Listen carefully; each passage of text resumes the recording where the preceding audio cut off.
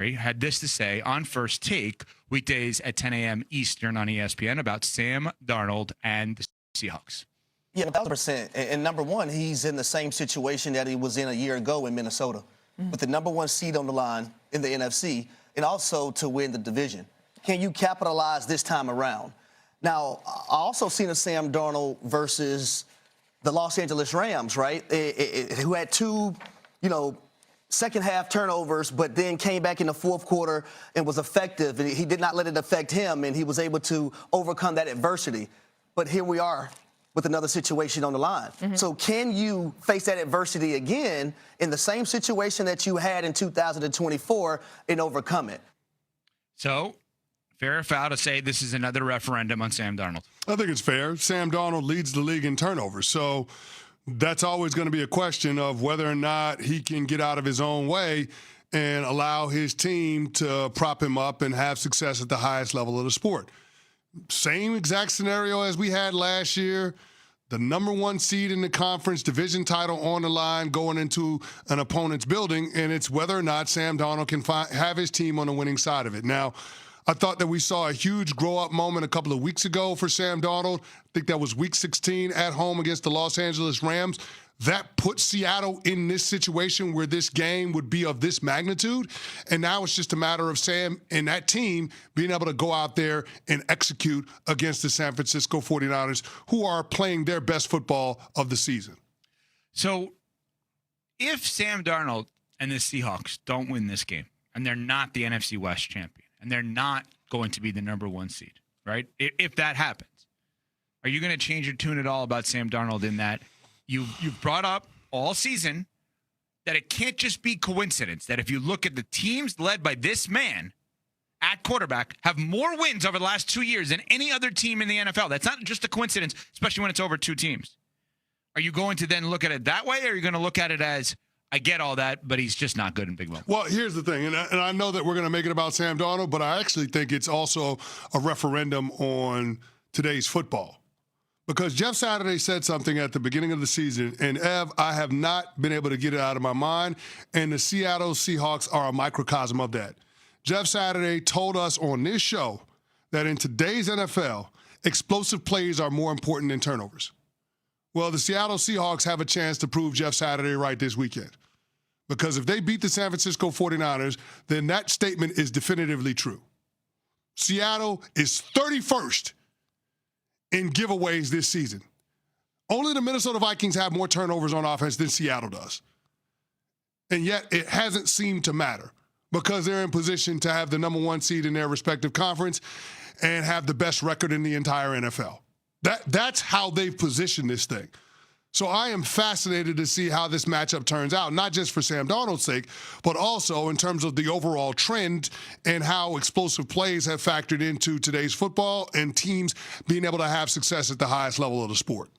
You have said also that you believe whoever gets the number one seed in the NFC, you would put as the favorite, blind favorite to go to the Super Bowl based on the fact less games to win, all at home, no dominant team in the conference. Period. Next sentence. You also have been not as high on San Francisco this year, as at least I have been, and I have been high on them all year, especially their quarterback and Brock Purdy, who I love. What if San Francisco wins this game and they're the one seed? You're going to still feel like that take of blind faith, number one, home field kind of thing in the NFC is the team that should get to the Super Bowl and could get to the Super Bowl? Yeah, I mean, I think I think I'd have to go to that place. I'm just trying to think of the teams that I would have confidence in can go into San Francisco and get a win in the NFC. Who's the team that I believe can actually get that done? I mean, maybe the Philadelphia Eagles with the way that defense is playing, maybe, but I wasn't impressed by them and what they did in Week 17 at Buffalo. So I don't know, man. I struggle with that one. Like, who's going into San Francisco and being able to get a win? I think it's easier to see Seattle being upset at home as the number one seed than it is San Francisco. If San Francisco gets the one seed this year, that is just remarkable. And yes, Kyle Shanahan, phenomenal. But also, at some point, people have to get back to giving Brock Purdy the credit that he deserves. Like, at one point this season, there was a quarterback controversy in some people's eyes. Like, hey, look what Mac Jones can do. Brock Purdy's been great. Been great as of late. I know that first pass against the Bears was a disaster, but I mean, he's been great. Brock Purdy hasn't lost at home in the postseason. That's all you need to know. Evan. That's all you need to know. Brock Purdy has not lost at home in the postseason. It doesn't happen. So if San Francisco gets the number 1 overall seed, you might as well go ahead and pencil in a home game for them in the Super Bowl. Wow. That's where I'm willing to go. So that's how big of a game this is for the Seattle Seahawks. To me, it's a much bigger game for them than it is for San Francisco. Interestingly enough, you just triggered a thought. It's on the table this year that there could be a home game in the college football championship and the Super Bowl. Oh, wow. You're right. If Miami gets Miami one game away from playing at home for a championship, if they beat Ole Miss, and the Niners, if they win on Sunday, get the 1 seed, right? If my math is right on Correct. this. If you're they right. win on Sunday, you're right. they get the 1 seed. Yeah. And you're saying they're very difficult to beat at home in the postseason because their quarterback has never lost at home in the postseason, and the Super Bowl is in their stadium. It's on the table that both the college football and NFL world both have home field advantage in their biggest games, their title games. It's wild to think that. And I cannot believe San Francisco and Seattle playing for the 1 seed this weekend is not something that anyone had on the board. Well, I mean, it's what we had on the board. For the majority of the season, I felt like the Seattle Seahawks were the best team in the league. And you've always contended that the San Francisco 49ers are better and will be better than what people expected. So you believed in San Francisco, I believed in Seattle, and here they are playing for the number 1 seed in the conference. Let me say it differently. I don't guess you could say what.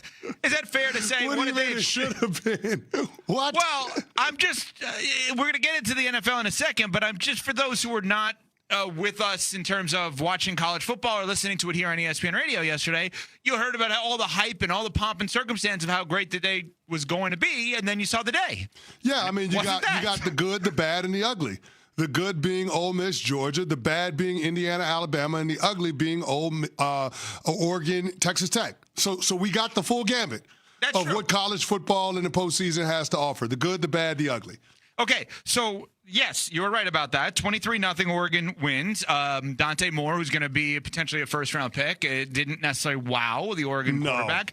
Indiana annihilated Alabama. Mendoza looked like the Heisman Trophy winner, looked like the number 1 pick in the draft, was unbelievably efficient with 3 touchdowns, 14 of 16. Alabama looked like it is what it is, which is a basketball school now all of a sudden. My God. And Indiana's a football school, which is the weirdest thing ever. You keep saying that, and it's cringe, but it's true. Well, I'm higher on DeBoer than you are, and that most are, and I'm a little higher on Ty Simpson maybe than most are, but I also don't know that he's a superstar. I had a major issue with 3-0 going for it on 4th down in your own territory by Kalen DeBoer. I did not understand that moment, and I don't understand why coaches. You're talking Yeah, brutal. Yeah, that was a terrible call. That was where the worm turned for Alabama because it gifted the first touchdown for Indiana.